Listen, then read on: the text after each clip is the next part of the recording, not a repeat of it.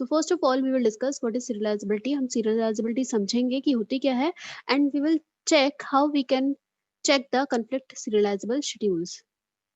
So here we go to start our topic. But students, before understanding serializability, first we need to know what are the conflict operations, right? कुछ दो transaction, दो या दो से ज्यादा transaction के operations conflicting operations कहलाते हैं.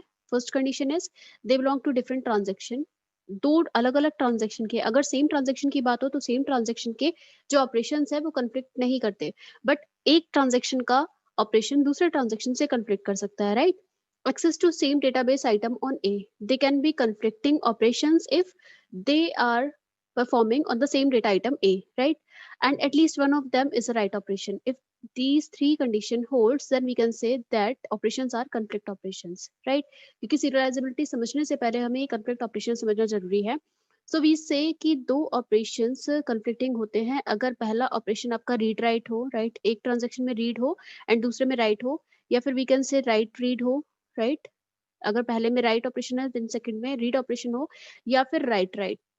सो हम यहाँ पर देखें कि राइट ऑपरेशन दो ऑपरेशन के साथ कंफ्लिक्ट हो सकता है, राइट और राइट के साथ, राइट और रीड के साथ, right? So if these three condition exist, but क्या है कि हमें चेक कैसे करना है? हमें चेक करना है कि दोनों अलग अलग ट्रांजेक्शन में हो. ऐसा ना हो कि दोनों सेम में हो. सेम ऑपरेशन, सेम ट्रांजेक्शन के ऑपरेशन कभी भी कंफ्लिक्ट नहीं होते हैं. एक ट्रांजेक्शन के ऑपरेशन दूसरे के साथ कंफ्लिक्टिंग ऑर्डर में होते हैं. सो रीड राइट हो या फिर राइट रीड हो या फिर राइट राइट हो, मीन्स एक पर्टिकुलर राइट तो प्रेजेंट होना चाहिए. सो इस ट्रांजेक्शन में हम देखेंगे कि कौन से ऑपरेशंस कंफ्लिक्टिंग है, right? We will check for conflicting operations. So transaction T1 की बात करें, T1 is reading item A. T1 क्या कर रहा है? पहले रीड ए परफॉर्म कर रहा है. तो अब सेम ट्रांजेक्शन में नहीं, हम दूसरे ट्रांजेक्शन में चेक करेंगे क्या, क्योंकि रीड किसके साथ कंफ्लिक्ट होता है? रीड होता है राइट के साथ. यानी कि रीड का कंफ्लिक्टिंग ऑपरेशन क्या है? राइट ए, राइट? सेम डेटा आइटम पर, राइट? ऐसा नहीं कि यहाँ पर बी, अगर यहाँ पर बी हो तो उसमें वहां पर कंफ्लिक्ट होगा, नहीं. रीड ए का conflicting operation right A होगा. So we will check in another transaction T2 क्या यहाँ पर right A है, यहाँ पर right A नहीं है. So it is not a conflicting operation. Now मतलब ये जो RA है ये conflict नहीं हो रहा है किसी के साथ भी. Now we will check this RA T2 का रीड ऑपरेशन. तो रीड ऑपरेशन हमेशा किसके साथ कंफ्लिक्ट होता है? रीड ऑपरेशन हमेशा राइट ए के साथ. तो T2 में हम चेक करें कि रीड ए के बाद क्या राइट ए आ रहा है. So here write A is. So we can say कि R2A यानी कि ट्रांजेक्शन 2 का जो रीड ऑपरेशन है, this is conflicting, this is a conflict operation with which operation? Transaction 1 के राइट ऑपरेशन के साथ, राइट? तो हमें conflict ऑपरेशन समझ में आया होगा कि conflict ऑपरेशंस क्या होते हैं. conflict ऑपरेशन एग्जिस्ट करेगा अगर ये तीन कंडीशन हो, रीड राइट, राइट रीड या फिर right right. But condition is same transaction के ऑपरेशन कभी भी कंफ्लिक्टिंग नहीं होते. एक ट्रांजैक्शन के ऑपरेशन दूसरे ट्रांजैक्शन के ऑपरेशन के साथ कंफ्लिक्टिंग होते हैं. So I hope that is clear to you what are conflicting operations. Next we will check what is conflict equivalent. Two schedules are said to be conflict equivalent if all the conflicting operations in the both schedule must be executed in the same order. It means जो conflicting schedules हैं आपके वो same order में execute हो रहे हैं, right? सो उस case में हम इन्हें बोलते हैं conflict equivalent. So consider this example. यहाँ पर हमें चेक करना है, this is a first schedule S1 and this is second schedule S2. यहाँ पर ऑपरेशन का सीक्वेंस आपको गिवन है S1 S2 में. आपको चेक करना है कि conflict equivalent होंगे या नहीं होंगे. सो वी विल चेक कि अगर कोई भी conflict ऑपरेशन हो रहा है तो उसका ऑर्डर सेम होना चाहिए, राइट? सो सबसे पहले हम इसे ड्रॉ कर लेते हैं ट्रांजेक्शन को. S1 कहता है सबसे पहले S1 के लिए हम शेड्यूल बनाए. S1 में दो ट्रांजेक्शन है T1 T2. So first operation is R1A. R1A का मतलब ट्रांजेक्शन A में रीड ऑपरेशन हो रहा है, so you have written read A. Then R2B, it means transaction T2 में रीड B हो रहा है. रीड B ड्रॉ किया RA के बाद. देन W1, W1A मतलब ट्रांजेक्शन 1 में write operation, and W2B it means write operation in transaction T2. सो आपने S1 ड्रॉ कर लिया transaction, and S1 schedule draw किया एंड S2 शेड्यूल ड्रॉ किया. S2 शेड्यूल आप किस तरह से ड्रॉ करेंगे? First of all R2B, it means transaction 2 का read B, then R1A, it means transaction 1 का read A, then W2B, it means transaction 2 का write B, and W1A, it means transaction 1 का write A. अब हम यहाँ check करेंगे कि क्या conflict operations है. सो conflict operations चेक करने के लिए हम चेक करेंगे यहाँ पर read A हो रहा है, राइट? रीड ए का जो conflicting होगा वो राइट ए होगा. तो हम राइट साइड देखें कि क्या राइट ए प्रेजेंट है, सो राइट ए प्रेजेंट नहीं है, सो इसके लिए यहाँ पर कन्फ्लिक्ट रीड ए कन्फ्लिक्ट में नहीं है, कन्फ्लिक्ट ऑपरेशन किसी के साथ नहीं होगा रीड ए का। हमने रीड ए को चेक कर लिया, I can put a cross mark here क्योंकि ये मैंने चेक कर लिया है। नाउ रीड बी को चेक करें, सो रीड बी का जो कन्फ्लिक्टिंग ऑपरेशन होगा वो क्या होगा, write B. So we will check in T1 क्या राइट बी एग्जिस्ट कर रहा है, नहीं एग्जिस्ट कर रहा, सो इट इज नॉट कन्फ्लिक्टिंग, हमने इसे चेक कर लिया है, इसमें क्लोज कर सकती हूँ। नेक्स्ट राइट ए का स्टूडेंट्स राइट ऑपरेशन दो, राइट ए के लिए हमें दो वैल्यूज चेक करनी पड़ेंगी, दो के साथ कन्फ्लिक्ट होता है, दो ऑपरेशंस के साथ, या तो रीड ए हो रहा हो या फिर वी कैन से राइट ए, किसी भी दूसरे ट्रांजेक्शन में इन दो ऑपरेशंस के साथ ये कन्फ्लिक्ट होगा, राइट। सो हम दूसरे ट्रांजेक्शन में देखें, यहाँ पर रीड ए राइट ए के साथ ही कन्फ्लिक्ट करेगा। सो हम दूसरे ट्रांजेक्शन में चेक करें, ना ही रीड ए है दूसरे ट्रांजेक्शन में T2 में, ना ही रीड ए है ना ही राइट ए है, so it is also not conflict operation and this will not be conflicting क्योंकि दूसरे ट्रांजेक्शन में अब ऑपरेशंस नहीं बचे हैं, राइट। सो यहाँ पर कोई भी कन्फ्लिक्टिंग ऑपरेशन नहीं है S1 शेड्यूल में। Now we will also check conflicting schedule in S2। तो जब S2 की बात करें, यहाँ पर हम चेक करेंगे रीड बी के साथ कन्फ्लिक्ट किसके साथ हो सकता है, रीड बी का कन्फ्लिक्टिंग ऑपरेशन होगा राइट बी। तो हम T1 में चेक करें क्या राइट बी एग्जिस्ट कर रहा है, नहीं कर रहा, सो इसे हम चेक कर चुके हैं। नेक्स्ट रीड ए का कन्फ्लिक्टिंग ऑपरेशन राइट ए होगा, so write A is not present in T2, so ये भी चेक हो चुका है। राइट बी का कन्फ्लिक्टिंग ऑपरेशन दो होंगे, रीड ए या read B and write B, so read B या राइट बी यहाँ पर प्रेजेंट नहीं है, सो ये भी चेक हो चुका है and this is the last, so it is check. तो हम यहाँ पर चेक कर रहे हैं कि कोई भी कन्फ्लिक्ट ऑपरेशन नहीं है S1 S2 में। तो क्योंकि कन्फ्लिक्ट ऑपरेशन नहीं है, अगर कन्फ्लिक्ट ऑपरेशन प्रेजेंट भी होता तो वो सेम होना चाहिए था, राइट। उसका जो ऑर्डर है दैट मस्ट बी सेम, यानी कि सेम तरह का कन्फ्लिक्ट अगर है, सो दो शेड्यूल कन्फ्लिक्टिंग शेड्यूल कहलाएंगे, कन्फ्लिक्ट इक्विवेलेंट कहलाएंगे। सो हियर यहाँ पर क्योंकि कन्फ्लिक्ट ही नहीं है, सो S1 is conflict equivalent to S2, we can say that S1 schedule जो है S2 शेड्यूल के conflict equivalent है। So we'll take another example to understand the topic.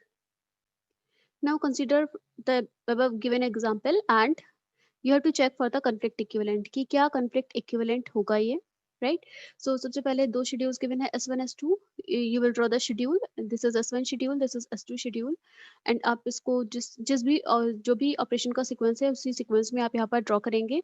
सो पहले आपको दिया है R1A means read A operation of transaction 1, so you have written R1A, then write 1A it means transaction 1 का write A, then R2B it means transaction 2 का read B, and W2B it means write B of transaction 2, and R1B it means transaction 1 का read B, right। आपने S1 draw कर दिया, in the similar way you can draw S2, so S2 में R1A है it means transaction 1 का RA read A, W1A means transaction 1 का write A, R1B means transaction 1 का read B, and R2B means transaction 2 का read B, W2 means last में दिया है W2 operation, W2 means W transaction 2 का write B, right. Is that clear?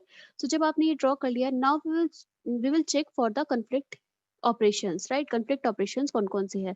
So we will start from here, first operation से start करते हैं। Read ए का conflicting operation हो सकता है write A, so we will check in the transaction T2 क्या write A present है, so write is not here, so हमने ये चेक कर लिया, it is not conflicting operation with any operation, right. Write A का जो conflict होता है वो रीड ए और राइट ए दोनों हो सकता है, तो हम यहाँ T2 में चेक करें क्या रीड ए या राइट ए है, नहीं है, so it is also checked by us. Now R2B का कन्फ्लिक्टिंग ऑपरेशन होता है राइट बी, सो T1 में क्या राइट बी प्रेजेंट है, T1 में राइट बी नहीं प्रेजेंट है, सो ये भी चेक हो चुका है। And if you talk about this WB, तो ये WB जो आपका होगा ये कन्फ्लिक्ट करेगा किसके साथ, या तो रीड बी हो या फिर राइट बी हो, सो it is conflicting with this, right, क्योंकि यहाँ पर रीड भी प्रेजेंट है। सो यहाँ पर कन्फ्लिक्ट ऑपरेशन कौन सा है, कन्फ्लिक्ट ऑपरेशन है W2B, यानी कि ट्रांजेक्शन 2 का write B operation is conflicting with the read operation B in transaction T1. So this is a conflicting operation, conflict operation. Now we will check in the S2, right? जब हम S2 में check करेंगे, so what will be the procedure? You will start from read A, right? read A यहाँ पर आपका read A किसके साथ conflict कर सकता है, राइट ए के साथ, तो ट्रांजेक्शन T2 में चेक करेंगे, राइट ए नहीं प्रेजेंट है, so it is checked.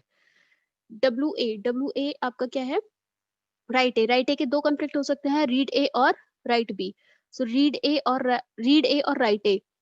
Right ए आपके ट्रांजेक्शन T2 में प्रेजेंट नहीं है, so it is also checked. Then यहाँ पर दिया है रीड बी आपका राइट बी के साथ कन्फ्लिक्ट करेगा, सो इट इज कन्फ्लिक्टिंग क्योंकि ट्रांजेक्शन T2 में राइट बी है, so it is conflicting with this operation. And if we talk about RB, अब यहाँ पर operations नहीं बचे हैं, so यहाँ पर जो हमें conflict operation मिला R1B मतलब transaction 1 का read operation B is conflicting with the write operation B of transaction T2. So हम यहाँ पर देख रहे हैं इन दोनों ही ट्रांजेक्शन में S1 और S2 में जो हमारा कन्फ्लिक्ट ऑपरेशन है वो डिफर कर रहा है, राइट? कन्फ्लिक्ट ऑपरेशन का जो सीक्वेंस है वो डिफर कर रहा है. It means S1 S2 are not conflict equivalent. ये दोनों शेड्यूल आपके कन्फ्लिक्ट इक्विवेलेंट शेड्यूल्स नहीं है. So now I hope you'll be clear with the concept. Now we will understand the term serializability. So serialisability हम क्यों पढ़ते हैं student? हम चेक करते हैं सीरियलाइजेबिलिटी में कि क्या आपके पैरेलल शेड्यूल्स जो है, क्या उन पैरेलल शेड्यूल को हम किसी वे में सीरियल शेड्यूल्स में कन्वर्ट कर सकते हैं. सीरियल शेड्यूल का मतलब है आइदर पहले T1 ट्रांजेक्शन पूरा कंप्लीट हो जाए उसके बाद T2 हो, या फिर T2 पहले पूरा कंप्लीट हो जाए उसके बाद T1 हो, right? So serialisability is basically हम समझते हैं क्योंकि सीरियलाइजेबिलिटी में हम चेक करते हैं कि क्या किसी भी पैरेलल शेड्यूल का इक्विवेलेंट सीरियल शेड्यूल एग्जिस्ट कर सकता है, right? So, what is serializability? A schedule S of n transactions is serializable if it is equivalent to some serial schedule of same n transactions. It means कोई भी schedule serializable कहलाएगा अगर उसके equivalent कोई हम serial schedule लिख पाए. n transaction ही है, दोनों में n transaction ही रहेंगे. Parallel schedule में भी अगर n transaction है तो आपके उसका जो equivalent serial schedule होगा उसमें भी n transaction ही होंगे. So serializability student दो तरह की होती है. First होती है आपकी conflict serializable and second is view serializable, right? So first one is your conflict serializable.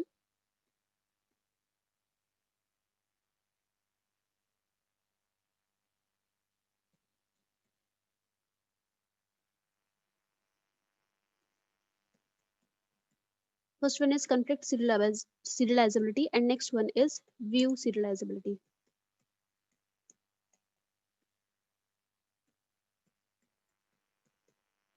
So ये दो तरह की serializability होती है, conflict and view serializability. So in this video lecture we will discuss only conflict serializability. View serializability के लिए हम next video lecture देखेंगे. So conflict serializability कब होगी? Let's say आपके पास एक शेड्यूल गिवन है, दिस इज S1 शेड्यूल. अब मैं क्या कर रही हूँ, ये आपको दिख रहा है एक पैरेलल शेड्यूल है, राइट? अगर इस पैरेलल शेड्यूल का इक्विवेलेंट मैं कोई सीरियल शेड्यूल बना पाती हूँ तो मैं कहूंगी कि ये और जिसमें कि क्या हो, उनके जो कन्फ्लिक्ट ऑपरेशन हो वो सेम रहे, राइट? कन्फ्लिक्ट ऑपरेशन का मतलब उनके जो कन्फ्लिक्टिंग ऑपरेशन है उनका ऑर्डर सेम रहे. सो उस केस में ये कन्फ्लिक्ट सीरियलाइजेबल होगा, राइट? सो S1 के इक्विवेलेंट अगर S2, लेट से मैंने क्या किया यहाँ पर S1 के इक्विवेलेंट मैंने एक सीरियल शेड्यूल ड्रॉ किया. This is parallel schedule S1 and this is S2 जो कि आपका सीरियल शेड्यूल है. तो मैंने क्या किया, T1 के सारे ऑपरेशंस को read A, write B, read B और राइट बी, इन सबको मैंने एक साथ लिख लिया T1 के सारे ऑपरेशंस एक साथ लिख लिए. In the similar way T1 complete करने के बाद मैंने T2 के सारे ऑपरेशंस एक साथ लिख लिए, राइट? सो अब ये क्या है, अब ये it is a kind of now serial schedule. ये आपका S1 दिख रहा है. S1 आपका क्या है, पैरेलल शेड्यूल, क्योंकि यहाँ पर ऑपरेशंस इंटरलीव्ड है. मैंने इंटरलीविंग हटाकर, ऑपरेशंस की इंटरलीविंग हटाकर इनको सीरियलाइज कर दिया, राइट? एक सीरियल वे में यहाँ पर पुट कर दी वैल्यूज, ऑपरेशंस आपके सीरियल वे में अरेंज कर दिए. नाउ हमारा मेन एम क्या होगा, हमारा मेन एम होगा ये चेक करना कि ये दोनों ऑपरेशंस कन्फ्लिक्ट सीरियलाइजेबल होंगे या नहीं होंगे. सो हमें चेक करना है कि ये S1 शेड्यूल आपका कन्फ्लिक्ट सीरियलाइजेबल होगा अगर इसको हम किसी सीरियल शेड्यूल में कन्वर्ट कर दें, because this is parallel, right? इस पैरेलल शेड्यूल को अगर मैं कुछ पर्टिकुलर सीरियल शेड्यूल में कन्वर्ट कर पा रही हूँ और ये कन्फ्लिक्ट इक्विवेलेंट है, देन उस केस में हम ये दोनों ही ऑपरेशन जो इसका इक्विवेलेंट हमारा S2 बना है, अगर ये कन्फ्लिक्ट इक्विवेलेंट है दोनों transaction, we can say that कि ये कन्फ्लिक्ट सीरियलाइजेबल होगा, राइट? सो हम चेक करते हैं यहाँ पर conflicting operations, right? So conflict operation हमने अभी प्रीवियस एग्जांपल में भी समझा था. सो हम यहाँ पर चेक करते हैं रीड ए, राइट? ये जो रीड ए है, रीड ए ऑपरेशन यानी कि R1A, S1 के पहले कन्फ्लिक्टिंग ऑपरेशन लिखते हैं. R1A रीड ए का कन्फ्लिक्ट ऑपरेशन क्या होता है, write A. So right, so ये it is conflicting with write A of this one, right? So we have check that. So we have written R1A is conflicting with W2A, right? This is conflict operation. Next अगर check करें WA को, तो WA का यानी कि right A का जो conflict operation होगा वो रीड A और राइट A होगा. So यहाँ पर क्या है आपका, this is read A and write A. These are conflict operation. So write 1A का read 2A and write 2A, ये conflict operation है. Next if we check, यहाँ पर आप R2 में चेक T2 में चेक कीजिए. T2 में RA का conflict होगा WA right A. So right A is not present in T1, so it is not conflicting operation. Similarly right A का conflicting operation read A और right A होगा, तो यहाँ पर present नहीं है, so it is also not conflicting operation, right?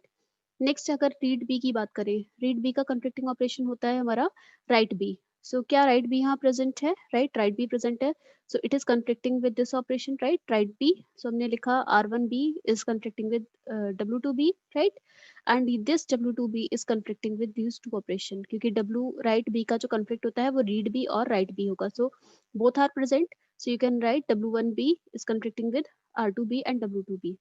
Now, in the similar way, you will write the conflicting operations of S2, right? So, conflict operation आपने S1 के सारे put किए, then you will put the conflict operation in S2. So, S2 के conflict operation check करें हम यहाँ पर RA read A का conflict operation होगा right A. So, read A का conflict operation right A is present in this, right? So, you can write it read 1A right 2A W2A, right? And then you will check write A का जो conflict operation होता है वो होता है read A और write A. So we will check that read A भी present है, राइट, रीड ए भी प्रेजेंट है एंड राइट ए भी प्रेजेंट है. So these two are conflicting operations, you can write it. And then you will check read B का conflict operation right B होगा. So right B is present, so you will write R1B is conflicting with W2B, right? ये RB and ये आपका WB, right?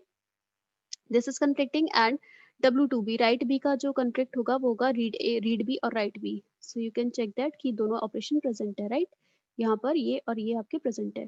सो इस case में हम check करें, अगर हम यहाँ पर ऑब्जर्व करें तो हमारे जो conflict ऑपरेशन S1 के है वही आपके conflict ऑपरेशन S2 के भी हैं. For example this is equivalent, right, R1A W2A R1A W2A, and next one is also same here, right, and here this is also same, right? So सारे ही operation हमारे same है.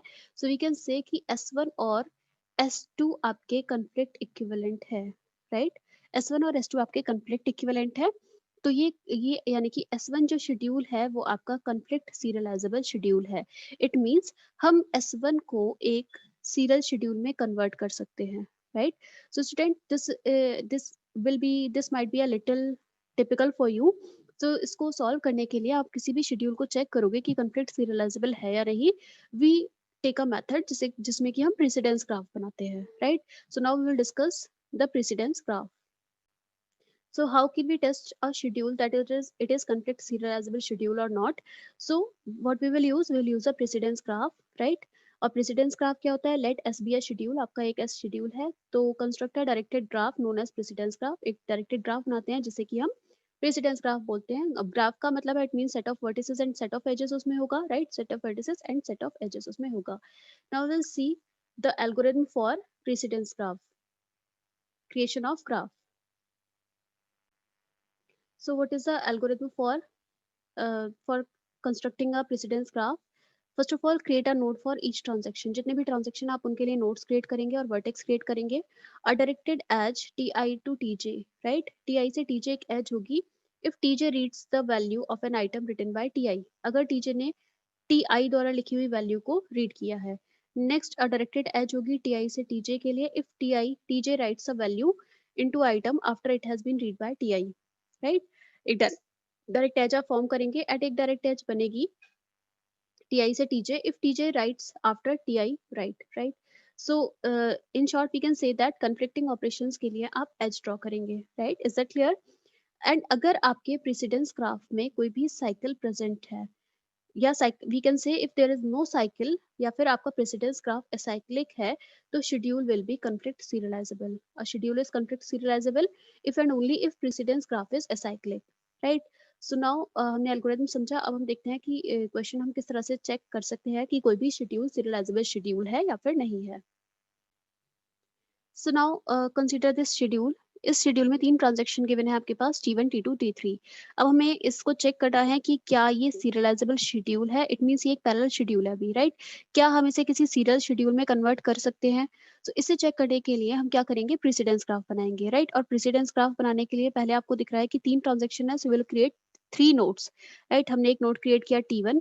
अभी आप ये भूल जाइए कि एजेस भी ड्रॉन है, so you will create a transaction T1 के लिए node, then you will create T2 के लिए नोड। किसी भी ऑर्डर में आप कहीं पे भी ड्रॉ कर सकते हैं। सो T2 के लिए आपने नोड क्रिएट किया एंड दिस इज T3 के लिए नोड क्रिएट किया, right?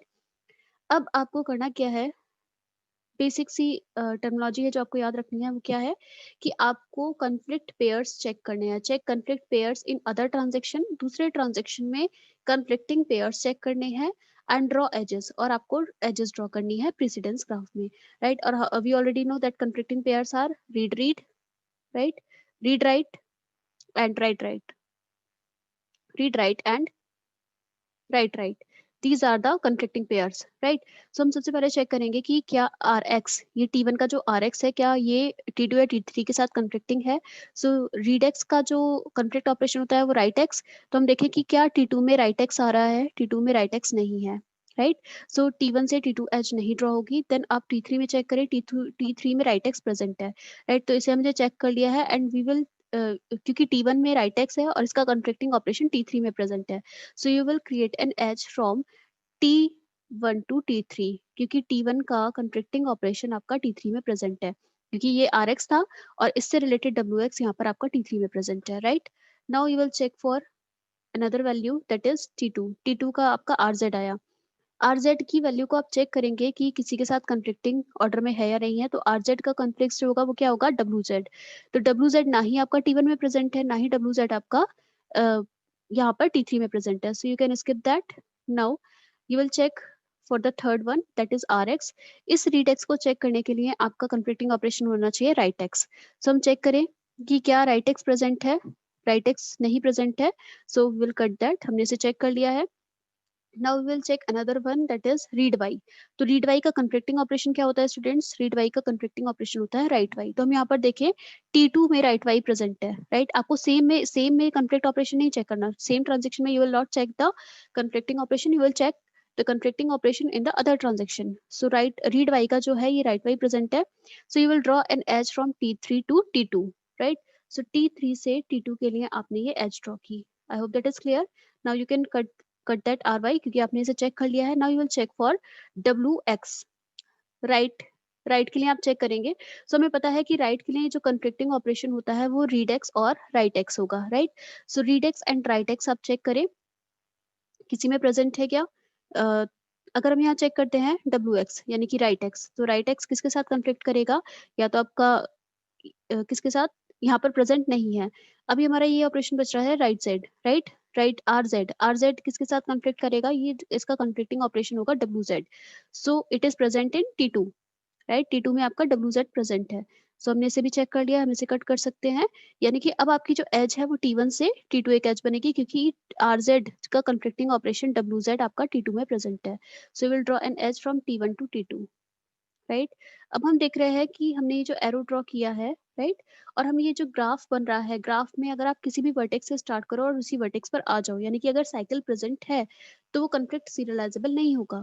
But if there is no loop and cycle, if there is no loop or cycle, right? loop नहीं है और cycle नहीं है, so we can say that it will be conflict serializable, right? ये आपका conflict serializable schedule होगा। so यहाँ पर acyclic graph है, cyclic graph का मतलब कोई भी cycle present नहीं है, क्योंकि हम T1 से start हुए, let's say, तो क्या हम T1 पे वापस आ सकते हैं?